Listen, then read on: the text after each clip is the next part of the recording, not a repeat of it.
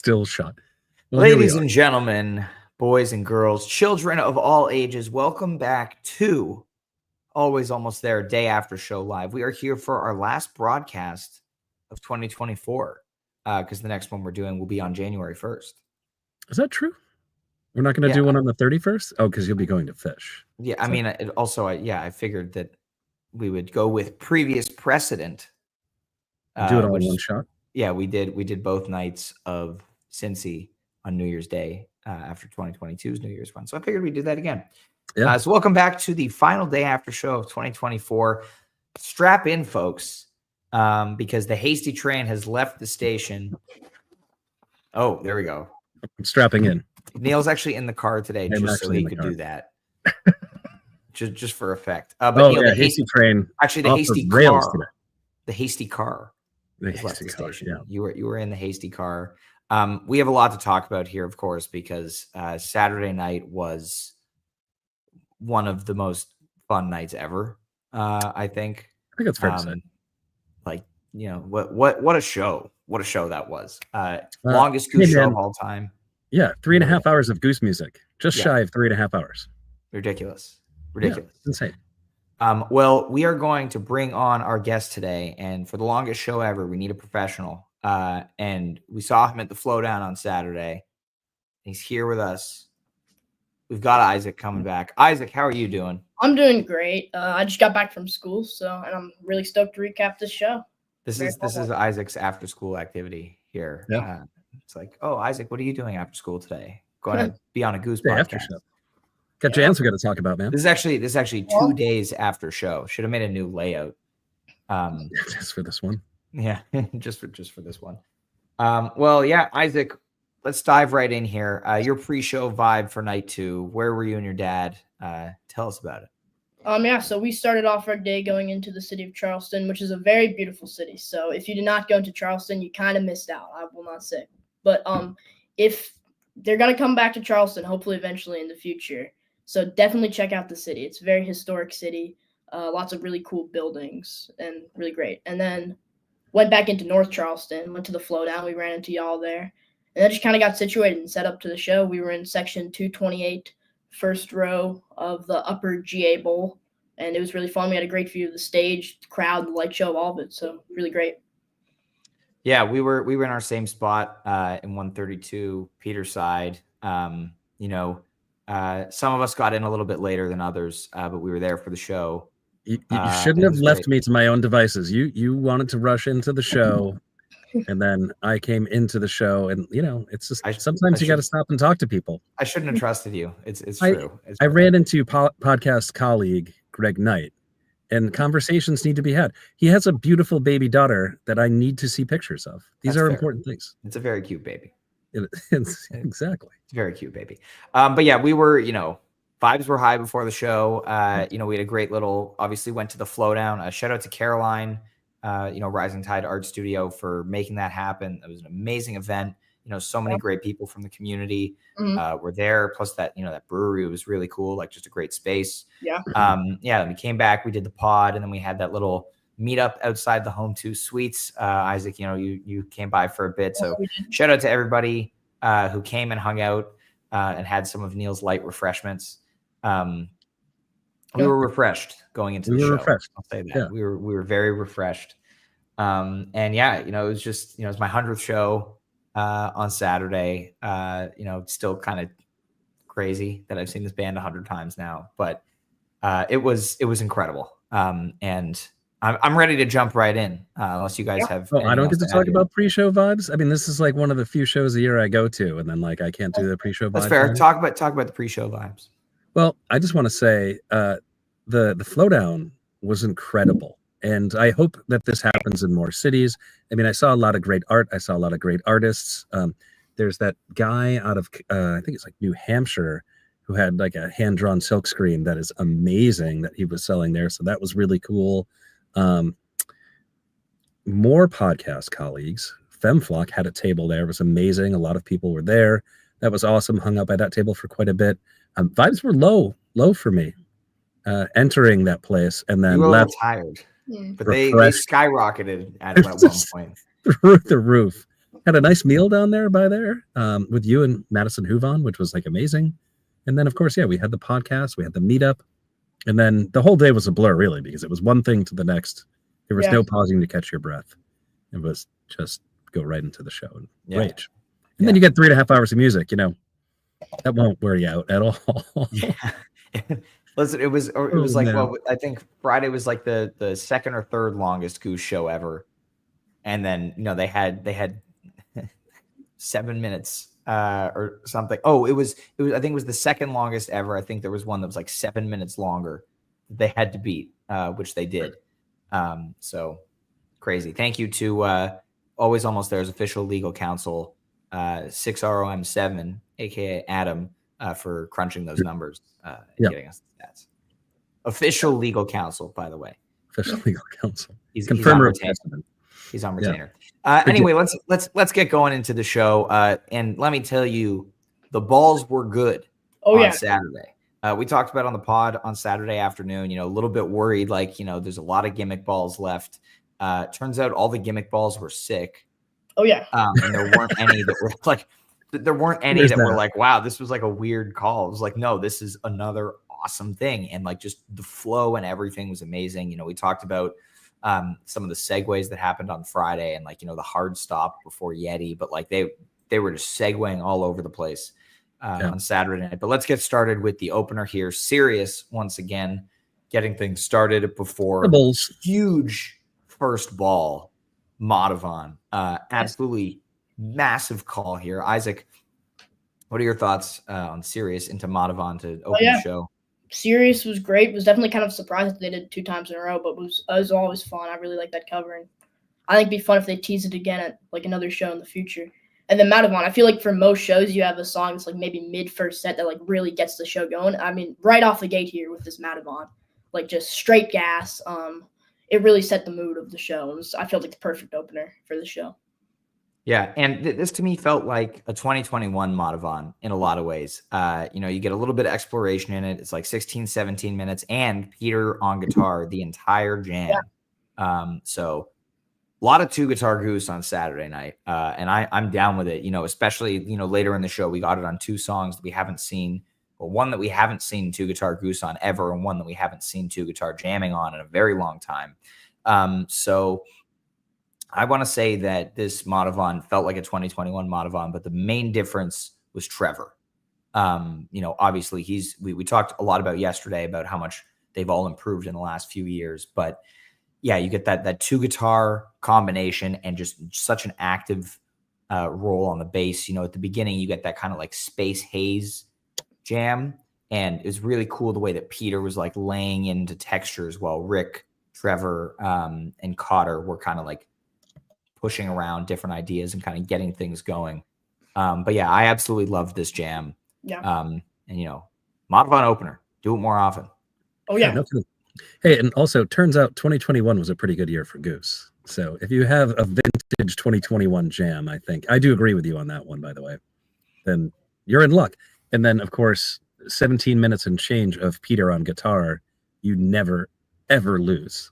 It's always good. It's never bad. Yeah. It's just a question of, how deep they go. And this one doesn't go that deep. It was still quite good. Yeah. Loved it. Agreed.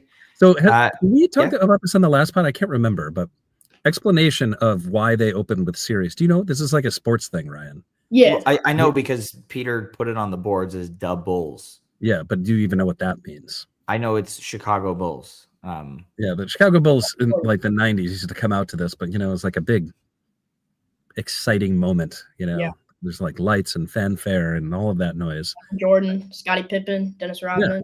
Yeah. You Ryan has no idea what you're talking about, Isaac. Not a thing. Podcast. I know those names. Anyway, next up, we get Born into Slip Slide and Away. When they pulled Born, I was initially hopeful. It was like, oh, we're going to get like a massive Born here. No jam. But I think last night, their intention a lot of the time was like, we want to play these balls because we have them, and we want to play these covers. And despite that, and a lack of big jams in certain points of the show, there's some absolutely mind-blowing improv. that happened on Saturday night. So yeah, initially a little bit disappointed that we didn't get a jam in Bourne, but Slip Sliding Away was amazing. Another cover that just like perfect for Rick's vocal range and tone, whatever. But Isaac, what did you think of this duo here? Yeah, totally agree. Was definitely a little bit disappointed when they didn't go into the jam with Bourne, but I think Slip Sliding Away was great, and the harmonies on that were great. And hopefully that's one that they play in the near future. Really fun. I agree. Neil? Yeah, it's just funny that this is all left to chance. Everything seems to dovetail nicely and just work out for them in this set. They wanted to play songs early. They got Bourne. Turns out that's a great song. You expect it to come with a great jam in most cases. So we didn't get that. So super short version. And then the Slip Sliding Away, I mean, I guess it was good. I don't know. Out of all of the covers they played over Goosemas, this is probably my least favorite. That's fair. Yeah, I mean, I think all the covers were. What? I think all the covers were really like awesome though. Like I think saying it's your least favorite is not saying that it's not good. Oh, of course. Yeah, I'm not saying it was bad by any stretch. No. I'm just saying out of all the ones that they did, this one actually just kind of felt not special. I don't know. It feels like they could have thrown it anywhere, and like covering another Creedence song. You'd be like, oh, great. They're doing, Bad Moon Rising now. Good for them. You know what I mean? I don't know. It's just, it didn't feel special. But I mean, you're right. Rick does sound great when he sings it, but Rick sounds great when he sings everything. So, yeah. And there was like a little Peter. Actually, you know what I did like about this? I take it back. There was like Peter doing like the Garfunkel like harmony kind of thing in there, and like that was great. So amazing. Yeah. There we go. All right. Next up, we get One In, One Out. And obviously this kicks off a pretty incredible segment. But we are going to talk about One In, One Out on its own first. So then we can talk about one of the greatest 30-minute segments of music. I guess it's 35, include-ish, close to 40, including the flamingos. But we're going to talk about that big segment after. But One In, One Out, this is very interesting version. They start to take it out a little more from form. I really liked how Rick kind of used that, like the guitar riff in the jam of One In, One Out as kind of like an anchor point. And then he'd like go out for a little while and then he'd come back to it. But yeah, really, really interesting jam here. And again, I'm hopeful that this song continues to turn into more of a jam vehicle. Again, the Montana one's still top of the pile for me there. And just hoping that it spreads its wings a little more in 2025. Isaac, what did you think of One In, One Out? Yeah, I thought this was a perfect song in the slot because I felt like the energy was just really up when they rolled the ball and everyone was happy. And like you said, I hope that they jam this one more. I think it was a good sign for this jam in 2025. Hopefully they played a little bit more. Yeah, this is the beginning of the Rick show right here in this One In, One Out. There are times when Rick is just capable of generating incredible melodies. This is another one of those instances. And like you said, Ryan, he's kind of pulling away from the theme. So it's a little bit type 1, but it's 14 minutes, which is a lot of jam in One In, One Out. I haven't really counted how many minutes One In, One Out takes, but I think it's probably about 7 minutes, 8 minutes. It's pretty standard Goose amount of time to be doing a song. Yes.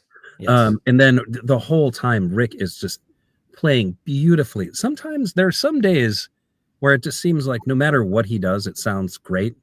And then sometimes it sounds like he's even fitting in extra notes in there and extra ideas. Like the speed is perfect. The precision is there. That's all there in this One In, One Out. I love this jam. If there was a little bit more of it, I think I would have been talking about it as like a bracket jam, maybe even. Mm-hmm. But his playing in this reminds me of like very like early in Trey's career when like 1993. Like I'm thinking of like, I don't know, New Year's 1993. Trey's playing throughout that whole entire thing. It's just like everything's just right. And that's the way I feel about this, is everything just comes out perfectly. And this is the beginning of all of that happening towards the end of this set. And I know what I'm saying. Some people might be in shock and say, Neil is ridiculous and he's fluffing this set. And that's absolutely what I'm doing, because this segment. Drive Goose's ears just I mean, he's just dying on the inside. This segment is incredible. But the reason why I kind of bring up one of the greatest guitar players ever is because Rick does stuff here that I feel is like some of the best guitar playing I've yet heard. It's crazy. It's so good. And I think this performance is something that people will talk about for a while. Yeah, I agree. Speaking of performances that people will talk about for a while, Let's go into the last part of this first set here. And just for clarification, one of the things people have been asking, I mean, we cleared this up on social media this morning a little bit, but what is the eligibility of drums and bass and flamingos and the 14-minute jam in the bracket? For your consideration, those two balls count as one entry into the bracket. And the reason one in, one out is not included is because that is a song. Drums and bass and flamingos, for all intents and purposes, is a song that's going to get memed to shit. And then plus 14-minute jam, is an add-on to the previous one. So if I were tracking it out for Nugs, there would be one 30-minute track for drums and bass and flamingos, or not 30 minute. How 25-minute, 24, however long it was. Yeah. But yeah. I think it's even simpler than that. Like the only time that like a song gets extended is when you get the plus X amount of time jam. So the precedent is Travelers, when they played it on Bingo Tour, when we had the bracket for 2020, it was Travelers plus 15-minute jam. So the precedent exists, but this has already happened. So there will be people who try to stir the pot and make this controversial. This is not controversial. The precedent has been in place for 4 years. You can go back to that moment. The jam went decently far in the bracket, I think, but not far enough, I think, for Ryan's taste. But is that right? Was that one that you were heated about back then? I feel like that was. I wasn't that heated about it, but it was a 1 seed. But it got knocked out by something bad. I can't remember. No, that was a different. Was that with the one that got knocked out by the South Farms This Old Sea? I think that might be right. Something. Anyway, I think you may be right there. But so anyway, so they hit D and B and flamingos, and we're like, what the hell is that?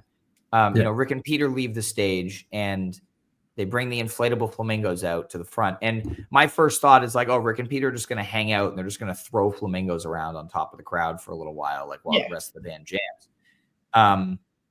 Turns out, no, that's not the case. I couldn't believe when Rick and Peter like walked out and like climbed onto them. I was like, oh my God, like they're like risking everything here. Like you said, Neil, you were like, it's all over. Like they fall off, Rick breaks his wrist, like it's over. It's over. Like the show is over. Like the show must go on. In fact, it's one of the most reckless, stupid things I think they've ever done. Yeah. Like if somebody gets hurt in that jam, and like game over. But I can't believe that management approved that. I mean, they had to have known, I think. Maybe they didn't know. I mean, that would have been like even more like, well, and we were behind Peter's mom who didn't know. And she was like, she was losing it. It was awesome. Yeah, they were hanging on for dear life. It was great to watch. Yeah, I mean, Rick was Peter did it with some grace.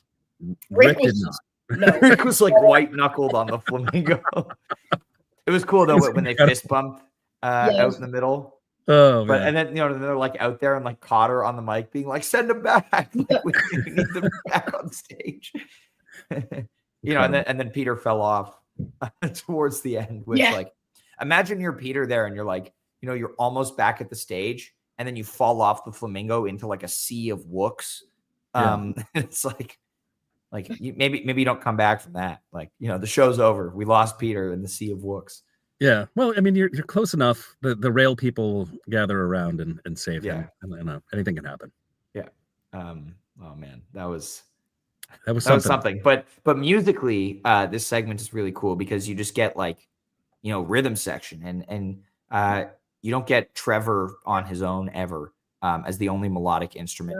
Peter left a little synth drone going as kind of like just another element to it, but hearing Trevor on his own for this little segment was really, really cool. Isaac, what did you think?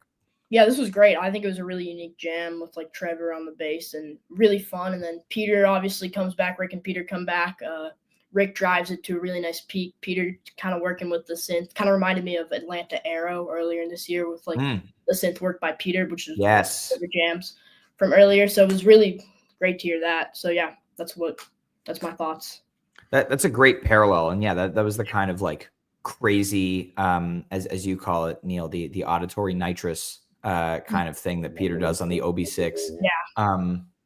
Isaac, you don't know what that is. You're not supposed to know what that is. All right.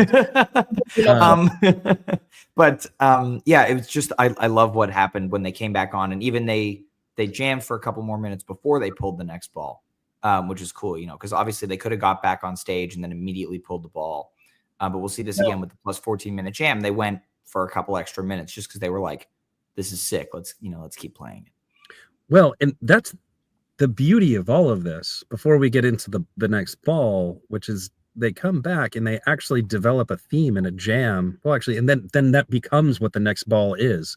They were forced to explore that same territory. Yeah. To great effect. I mean, to amazing effect. I mean, in the moment, my mind was absolutely blown. Still blown. I've listened to this like a zillion times. They were on it for the remainder of this set.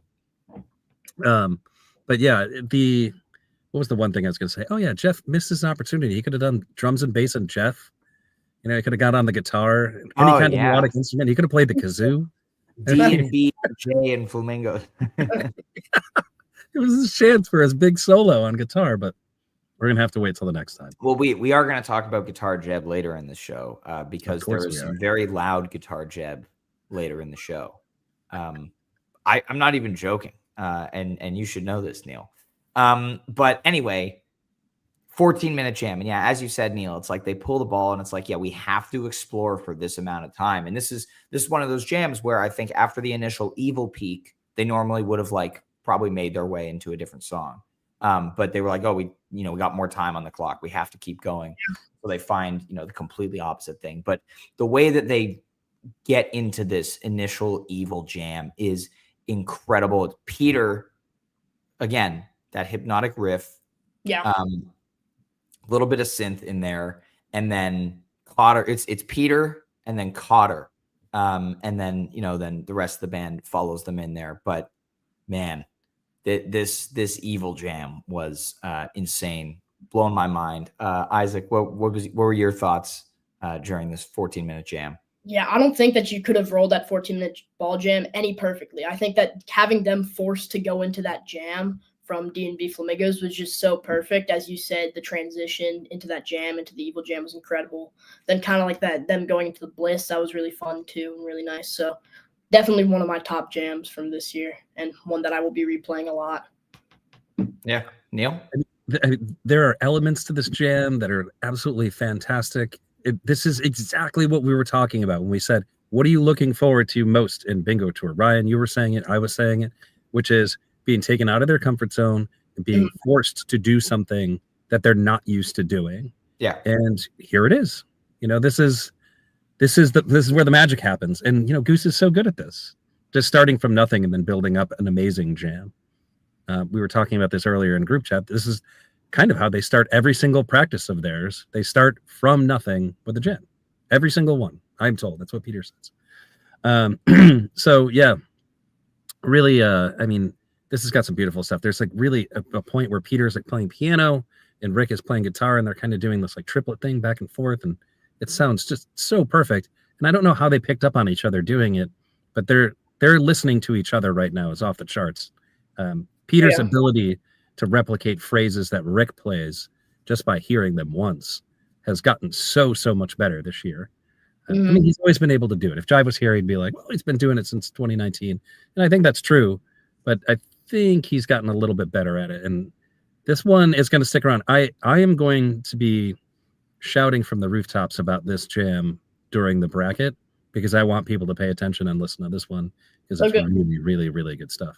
Yeah. And then, of course, the what you kind of referred to as the evil jam is such an amazing piece of music that is improvised. When they do things like this, it really freaks me out. It kind of reminded me of from 2022, the Nashville Pancakes, where there's this whole section of just this kind of plotting thing that everybody's kind of doing together, and it sounds just right. It blows my mind that can be improvised, that they can lock up that nicely, and that's where they're at.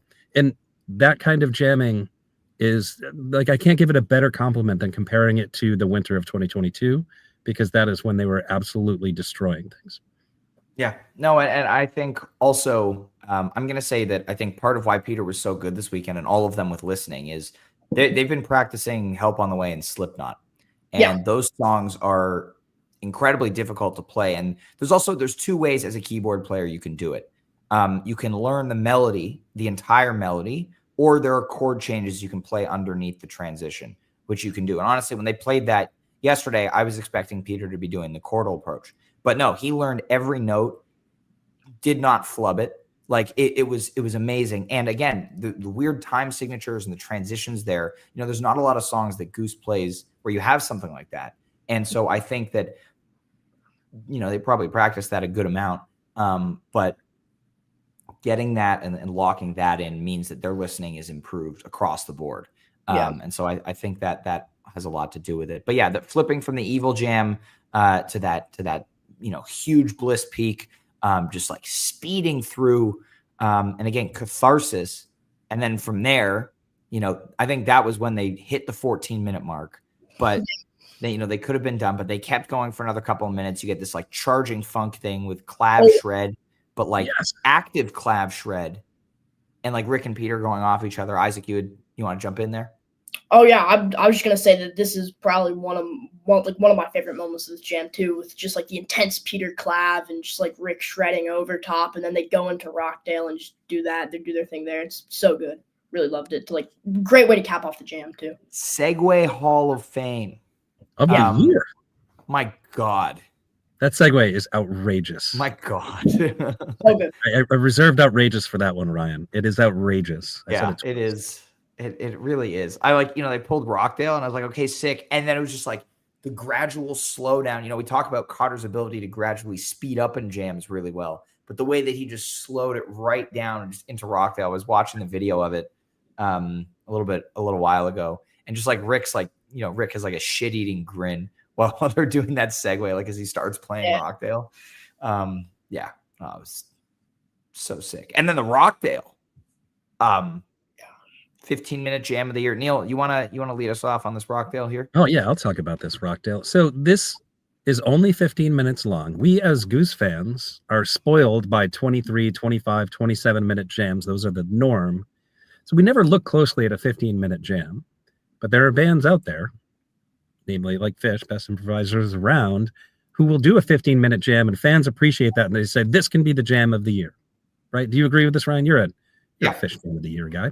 So in a way, this is the band maturing. This is them doing things they haven't really done before, which is get down to business right away and find the good stuff. At about 5 minutes into this Rockdale, they have found the good stuff. So they play approximately 8 minutes of absolutely insane jamming. It's so good. And then the return to Rockdale is also amazing. They just nail every single part of this song. And that, I think, is not something that we're used to with Goose. Like either re-entry is rough, or like maybe there's like a boring section in the jam and, it like extends it out to 25 minutes or whatever. None of those things happen in this. It is like the perfect Rockdale. Not as perfect as I find the Westville Rockdale, but pretty darn close. Yeah. If this was 18, 20 minutes, I think everybody would be shouting from the rooftops, this is the jam of the year. This is in contention for, top jam. But because it's 15 minutes, it's not going to be part of that conversation. So I say to those people, remember in 2022 when the San Francisco Wisteria won. It's a 17-minute. It did not win. I wish it won. It should have won. Sorry. Should have won. When it was the true jam of the year. In my opinion, it was the jam of the year. There are some people who are really wrong. But so the reason why I bring up that jam also is its length and efficiency. But I feel like they were pulling from the same part of the cosmos when they were grabbing a hold of musical ideas in this. It's just amazing. Yeah, this is a very, very, very good jam. There you go. You didn't even put your thumbs up there. Like that. Yeah. Your computer just knew. Just knows. I enabled the AI features now, and it's going to do all the things. Yeah, there you go. Isaac, what did you think of this Rockdale? Insane. I feel like these past, even like Cincinnati Rockdale and like maybe St. Augustine have been really good, like really shorter versions, but really good. But this jam was just elevated to the top. Like such a nice, just like I think like 8 or 10 minutes of just beautiful straight jamming. Really nice peak with Peter and Rick just like slamming it at the end. And I think this D&B Flamingos 14-minute jam in Rockdale is probably the best jams and like the best segue of music that we've seen overall 2024 and one of the best of all time. Neil, hit us with it. Yeah. The Hasty Train. Yep. Woo! Love it. I love it. Big takes on the pod today. Yeah. I mean, I don't think you're wrong. I was mind blown after that. It was just like Isaac is a man. Yeah, I was also, my mind was blown because they also go through so many different ideas in this rock. Yeah. Like you have that initial segment where Peter just like cranks the reverb and the delay on the clav, and it kind of sounds like a drop of water hitting a still pond, like, and you get the ripples. That was kind of the imagery that I thought of yesterday when I was writing about it. But then they get into this, that initial segment, and then they just lay out into this like super calm bliss for like under a minute. And what the way that Rick is playing here and the way that they're all just together in that jam was insane. And then they they don't stay in that for very long. And they move on to the next idea. And then the build back into the finale was just so good. And again, more of that collective improv. And this is it. This is, I think, what we're going to see, hopefully when they come back in February, for their next full tour. I think we're going to be seeing things like this. I hope that they come back in February, first time playing in February since winter 2022. Gonna make some bold predictions here that it's going to be really good. Let's hope so. That brings the first set to a close. But man, it was just like, I think the whole band was also like what the hell did we just do? Yeah. Like, because everybody was so jazzed. But they went backstage after that Rockdale and were like, fuck yeah.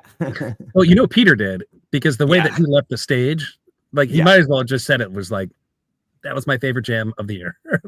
You can tell how stoked he was about it. But again, this stretch of music begins with Rick's guitar playing in One In, One Out, and we're almost an hour later walking off the stage after just playing an incredible jam.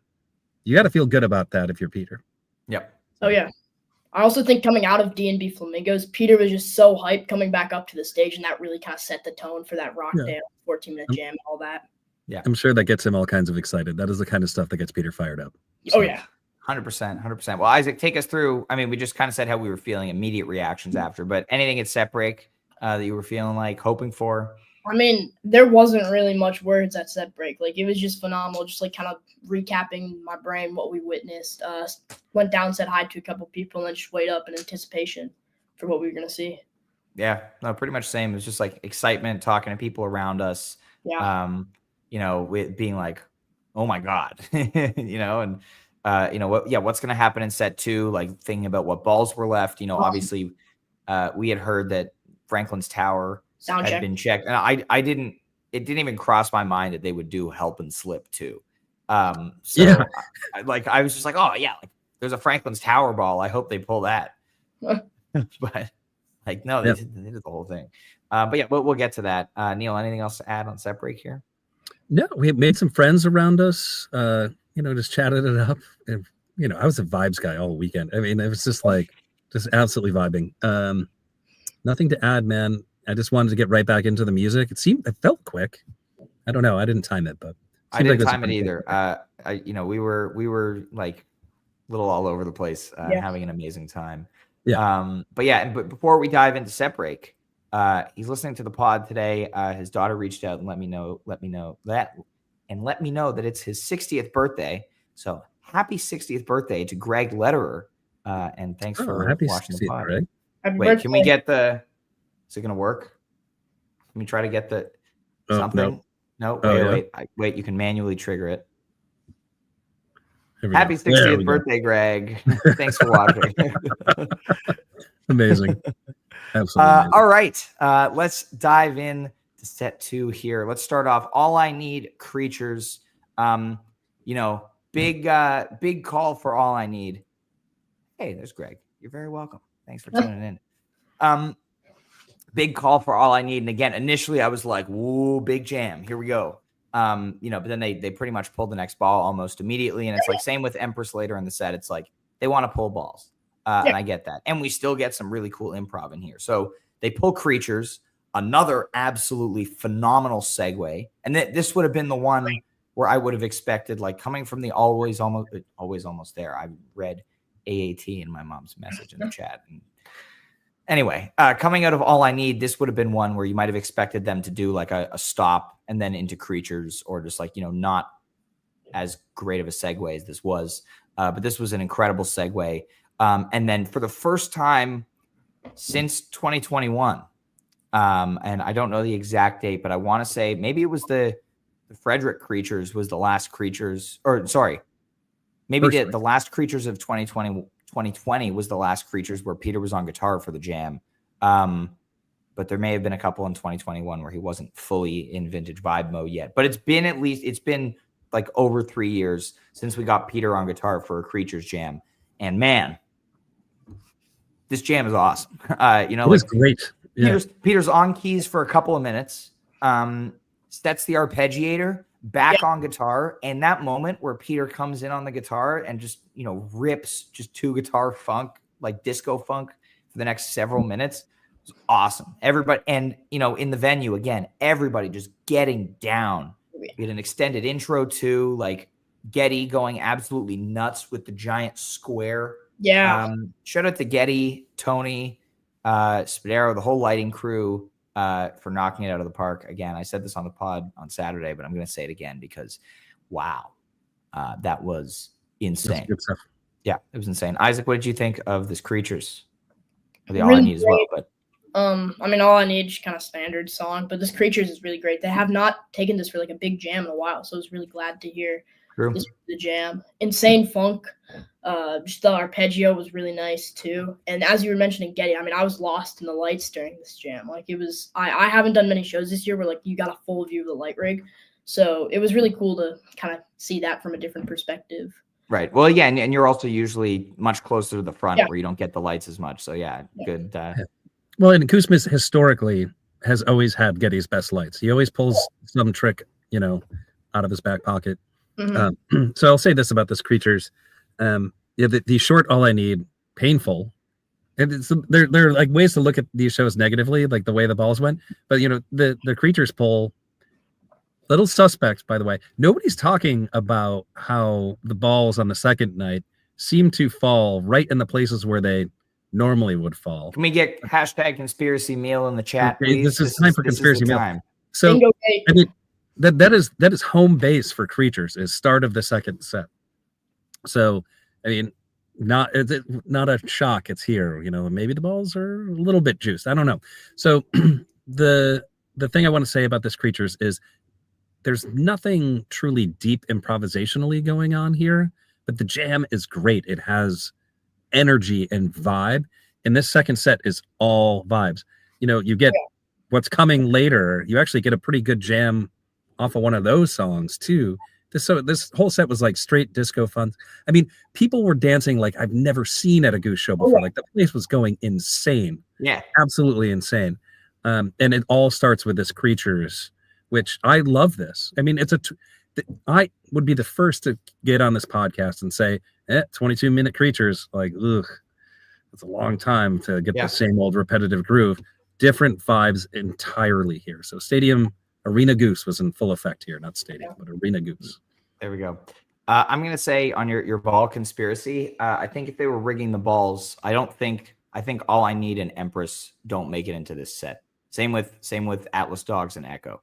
The Atlas Dogs and the Echo disproves my theory, but I think covers proves my theory. I think those two covers came right where they wanted them to be. I think all of their there are the balloons. Happy birthday, Greg.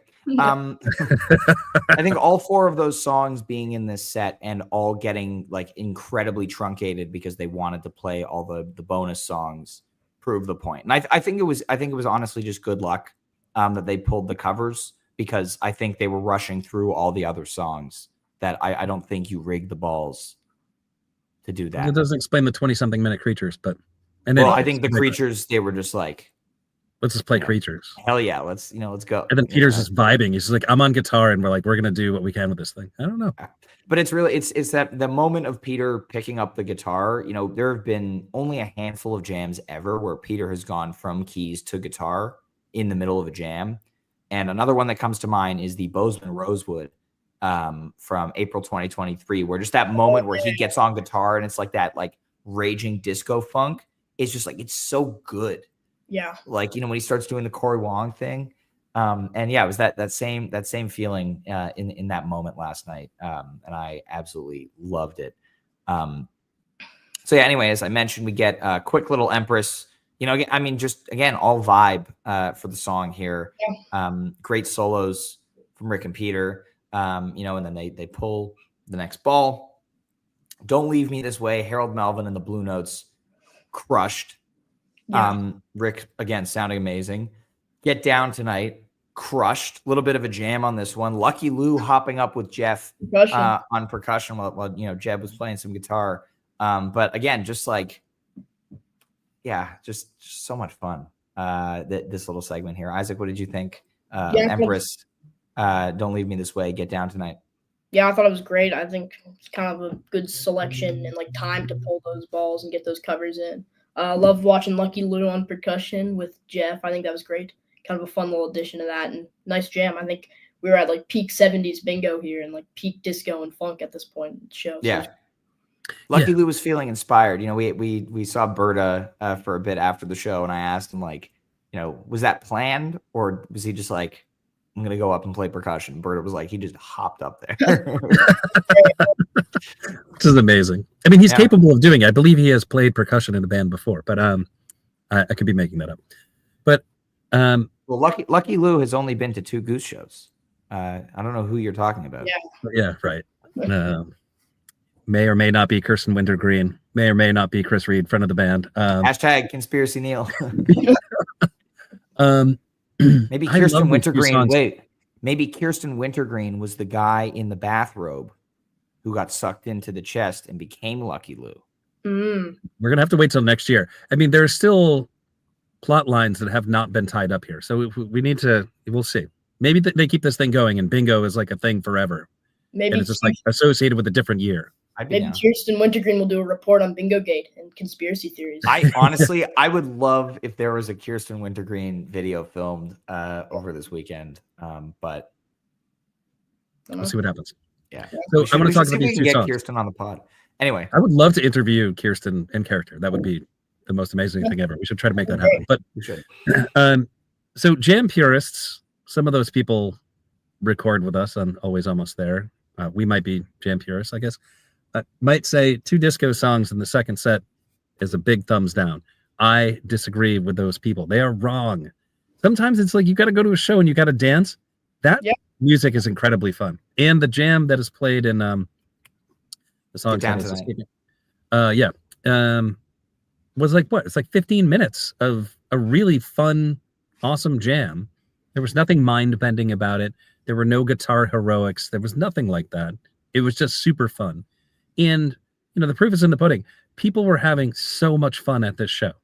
It was just the vibes were off the charts during this whole entire segment. And it just kept getting better and better and better from there. And, a band's job is to entertain people. It's not just to go out there and play the sick jams. And they did an amazing job of keeping the vibe high throughout this set. It was, it wasn't like lame disco and they were just like, oh, can't wait till the disco crap is over. Like nobody was saying that in there. And if they were, I strongly disagree with them. Jive Goose wasn't in there. So yeah, right. Maybe if you're couch touring at home, you don't like it. But if you're there to party, like most people are at Goosemas, you're having an amazing time. I was having the time of my life in this part. Ryan, you know this. There you go. Super fun is the best. I like you as a vibes guy, Neil. Was I a vibes guy this weekend? What? It was temporary. You are no longer a vibes guy. Yeah, no, I just returned to normal. Back to curmudgeon after this weekend. Yeah.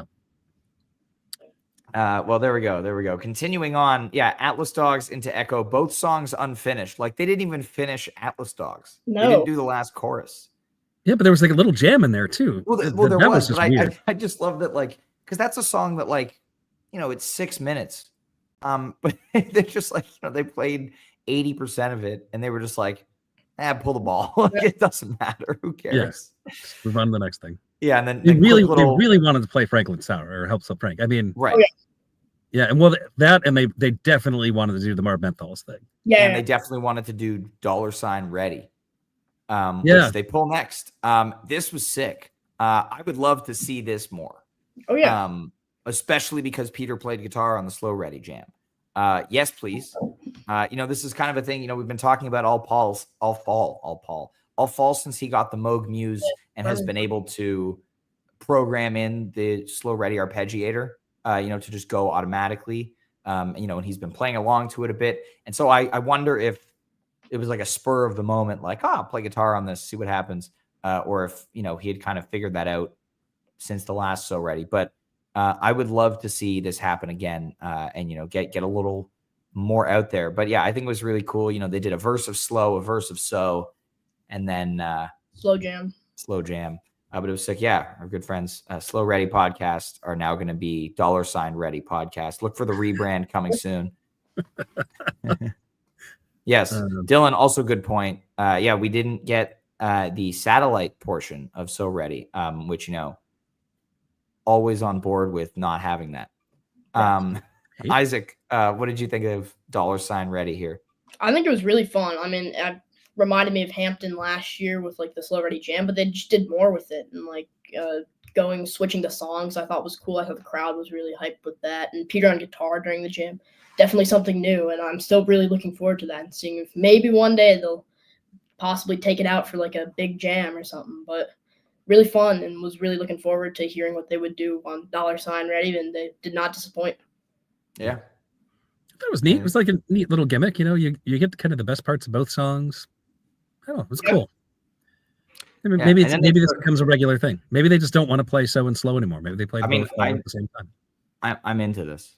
Yeah. I'm definitely into this. Anyway, then we get a very long encore break. My theory that I just thought of is maybe they walked off stage. Peter realized he forgot to print out the list of everyone's names, and they went and had to type that up and print it. Or they were just, having fun backstage for 5 minutes, which is also likely. But they come up for the encore. And I mean, this ball, if any ball was rigged, it was pulling Dripfield right here. It's ridiculous. We're going to pull one ball and then we're going to play a few songs. And now for me, it still happens to be Dripfield. Yeah. Now for me, this was a really awesome pull, just for my 100th show. Cause remember, my first show, Neil, we saw the debut of Dripfield at Goosemas at Mohegan. My bruises have only recently healed. Yes. Your bruises from Vickers. No, this one is from you. Will never heal. No. And I mean, you still have bruises from Vickers a year later. But yes, I did. Yeah, I did grip your arm pretty hard during that show. But that Dripfield at my first show was a really special moment. And that's always been their arena song. Again, that debuted at their first arena show. And then. So yeah, getting it last night as the last ball. They walk up for the encore. Peter's like, "We're gonna pull one more ball, and then we're gonna play a bunch of other shit." And it's just like they what we were saying. It's like, are they gonna do that thing they did on Bingo Tour where they finish the bingo portion and there's like, here's stuff we didn't pull that we want to play, and they did that. But yeah, how were you feeling, Isaac, about the Dripfield here? I mean, you can't convince. I feel like this had to be rigged. Like this Dripfield, like it just fits so perfectly. Like. There's no shot that they could have just randomly pulled Dripfield. But this was really fun. I thought it was really funny during the jam when Peter kind of goes over to Rick and Trevor and like kind of positions himself next to Trevor, and Trevor's like, "Oh God, I gotta bob my head a little bit more." And I think that was funny to watch. Yeah. Imagine they pull Animal there instead. Probably would have been fun. Or like Draconian Meter Maid. That would have been funny. I'll say that possibility, or take a lap even could have happened. I mean, right? Like, what do you do there? But from the drip, this might have been my favorite part of the night, just because it was just amazing. Exactly, Dylan. Yeah, pull the whales. Like number of things that they could have done there, but they wheel out the DJ table, And for the first time, like, so yeah, like they wheel it out and Trevor like runs off stage. And I was like, oh my God, like it's the Marball. You know, it's all happening. Marball. Trevor runs back on stage, you know, in the Marb Menthal's outfit, which looks really good with the perm, by the way. And just like 6 or 7 minutes of just like Disco Biscuits. Yeah. Which was awesome. It was so good. It was amazing. Yeah. Like it was so good. Isaac, what did you think of the Marball? Yeah, it was really fun. I expected Jess to be Trevor, like Jess doing his thing. So I thought it was cool that the band kind of had like a backing track for him to do his thing. And I thought that was really fun, really cool. And yeah, I mean, yeah, Rick was like really going for it in this part. Yeah, I loved his playing here. Yeah, and then Trevor goes back on bass, and they keep just like tearing into this for a few more minutes. We get the t-shirt cannons, which if you have not seen what was on the t-shirts, I will actually I'm gonna pull up. I have a picture of one of them here, if I can find it. And I'm gonna share my screen because it's really something. And yeah, if you have pictures of more of these shirts, if you caught one from the t-shirt cannon, please tag us. So this is one. That one's so good. It is a shout out to Spavi in the background of this picture here. But yeah, you have Naveed. It is a picture of a digital camera with a picture of Naveed. There was one of oops, sorry, I hit the wrong button there. There's one of like Rick naked except for a pizza box. Like I don't know, it was great, but I love that there were like a bunch of different shirts. Yeah, I thought it was just all one, but yeah. It was so the assumption is there's got to be one more of each person, at least a couple more. I don't know. How many t-shirts were thrown out? I don't know. I want to say like 10 maybe. Yeah, something like that. Yeah, well, Lucky Lou was really enjoying that activity. Yeah, spread the news. If you know of anybody who has pictures of these shirts, please get them onto social media. We need to catalog these things. We are historians, and we need to spread the word. Yeah. And this stuff is super important. Also, Custy Kev might want to buy one of those t-shirts off of you for a great sum of money. It's true. It's true. Well, then from there, they drop into the opening of Help, and it's just absolute pandemonium inside the arena.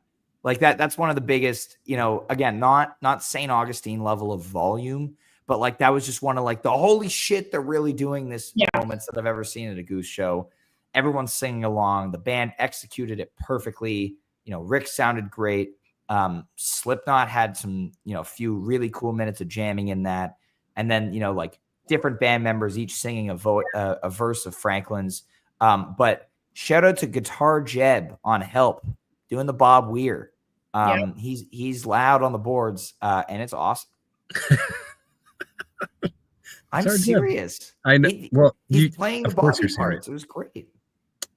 You are paid to say something about Guitar Jeb on every episode of Always Almost There. So there you go. There it is. But yeah, this was really special. Isaac, what did you think of the Help Slip Franklin's? Yeah, this was great. This was definitely like the most energetic I've seen a Goose crowd, and like everyone was going nuts when they played it, singing along. It sounded like that they've been covering this at every show. Like it sounded great, and obviously all the band members singing on each verse was really fun. Just a fun time. Great way to end the show. Awesome way to end the show. Yeah, giving Jeb a verse on that was crazy. But I love Help Slip Frank, and I just like talk about Help Slip Frank forever. Yes. So my number one cleaning music at my house is One from the Vault, Grateful Dead, which of course begins with that epic introduction, and then it goes into Help Slip Frank. So when I'm ever like cleaning or cooking, I'm listening to this trio of songs. And the fact that Goose decided to play this of all things at a show is insane. Out of all the things they could have picked, I never would have imagined they would choose this one. And it's equally as exciting to me as them choosing to do like Dark Star or something that is just a famous, cornerstone of excellent Grateful Dead shows. I wouldn't have been as excited about like, let's say, I don't know, like a Scarlet Fire. That would have been kind of lame because everybody does that. But like Help Slip Frank, killer. That's just dope. No, that was amazing. Yeah, and I'm also way happier that they didn't pull the ball and like this was in the encore on night 2. Like I think that this was the perfect spot to have played that, and the fact that they did Franklin's back into the ending of Empress. Oh yeah, so it was so cool. Very great. Cool. That was awesome. But yeah, what a finish. You know, again, almost an hour of encore. Longest Goose show of all time. You know, I hope they find more venues to play that don't have curfews, so they can, you know, do freakishly long shows like this more often. Yeah. It didn't even feel that long. That's the crazy part. Is what was like because it was all so good. Yeah. 40-minute, you know, third set or encore, whatever you want to call that thing that they did. Yeah. And the whole entire time, I was just having the time of my life. I wasn't thinking about like, man, it's awful late for a Goose show. Yeah, no, it was great. Yeah, shout out to my dad who from the couch called the finish to Empress before the encore started. Nice work. But yeah, this is it. This was Goosemas. You know what a weekend. What a year. You know, our last Goose shows of the year. You know, hope everybody who's heading down to Austin in a couple of weeks has an amazing time. You know, those are going to be awesome. You know, a formal affair. So I'm excited to see, you know, obviously the Cincy New Year's run and the Chicago the year before that, you know, they did some gag, but there wasn't like a theme going in. No. So I'm very curious to see what they do in Austin. Trevor will be wearing a Canadian tuxedo. That is my prediction. Will Trevor have a perm again? I sure hope so. He looks damn good with that perm. He really does. It really does. Isaac, anything else to add? Closing thoughts here? No, I think that shows are better with Trevor perm, so hopefully he keeps it going. Yeah. There we go. And of course, you know, only 2 weeks left in the year. You know, I've been saying it a lot recently, but start getting those Jam of the Year playlists together if you want to help us seed the bracket. You know, seeding will open for business on January 1st. We are putting together the timeline, and we will give everybody more information in the next couple of weeks about how the bracket's going to work this year. But we want to let you know, please. We want everyone to get involved because getting involved is fun. It absolutely is fun. And so I'll say it again because I say this a lot when we talk about the bracket. If you are not a ranker of jams, it's fine. Yes. Do you need to come up with your own bracket to participate in the bracket stuff? No. What you should do is listen to the jams. And if you have friends who've also listened to the jams, talk to your friends about the jams. If you don't have friends who've listened to the jams, get on to Blue Sky. Talk to folks on Blue Sky about the jams. Get onto Facebook. Talk to people about the jams. It is so much fun following along and talking about the jams. So please participate. I assure you, you will learn a lot. You will have a really good time. You will blame Vickers. Yeah. So before we kind of sign off on this, because this is the official end of talking about Goosemas, you know, one of the most amazing things about Goosemas isn't even the music. It is the fact that so many people are coming together. There were so many amazing things this weekend and so many amazing people that I got to say hi to. I have a stack of stickers like this from this weekend because everybody was just bringing their A game. It started with night 0, a sold out show at the Poorhouse with Ryan Storm and Disco and Mike Morosky, and all these people are such awesome people. I had so much fun that night. That could have been it for the weekend. I would have been stoked if I just went down to Charleston for that. The flow down, the meetup at the hotel, just hanging out with everybody the whole entire weekend. Dozens and dozens of people that I'm just so excited that I get the opportunity to see once a year or a few times a year at these shows. But this is the one where everybody was together and continues to be that. And it's come just such a long way to from what Goosemas used to be. It's just a spectacle now. It's so amazing. And I'm just so happy to have had the experience of this weekend and all of the things that people put so much energy and time and effort into making it even better. So thank you. And thank you, Ryan, for being part of that. Well, thanks for that, Neil. That was incredibly well said. I agree with everything you said. You know, it was the community out in full force. And the way the community continues to evolve, you know, over the course of this year and every year, like, you know, we had a few amazing community events like the Flowdown this year. And I think we're going to end up having more next year, just as these things grow and more people get involved. And it's amazing. I can't wait, for New Year's and for 2025 and beyond. Because, I said this in my review of Saturday night, but Goose's upward trajectory is far from done. This is still certainly feels beginning. like it. Yeah. Like it feels like that, they're on a new kind of upward trajectory right now. Yep. And it's just, it's really, really, really special to be a fan of this band right now. I just want to, I want to thank everybody so much. Obviously we're going to do more pods about more shows coming up very soon, but I just want to extend my sincerest thank yous and gratitudes to everybody who has watched or listened to a day after show this year. Whether I've been doing it from my office at home or, on the road, just quickly in the car or in a hotel, I'm always so excited to get to talk about the show. And it means the world that I get to talk about shows with my friends and people want to hear us talk about it. So thank you so much to everybody, whether you've watched live or listened after the fact. We love you and we appreciate you. And we can't wait for bracket season. Yes. Bracket season, baby. Let's go. Oh, Let's man. go. Yeah. Get excited. Yeah. Shows are fun, but we all know why we're here. Exactly right. Well, Isaac, thank you so much for joining us again today. It's been a pleasure. Great to see you over the weekend. Yeah. We will talk soon. Everybody, thanks for tuning in. We will see you live on January 1st at 3:30 p.m. Eastern after I've taken a nap. We'll see if I wake up from my nap in time to do the pod on that day. But we'll be live. Yeah, Neil will do it if I don't wake up. But we'll see you, everybody. Have a great time in Austin if you're going down there. Of course, start listening to those jams. Get ready for the bracket. Have a great rest of your week and holiday season, whatever holidays you may be celebrating. And we will see you very, very soon. Thank you so much.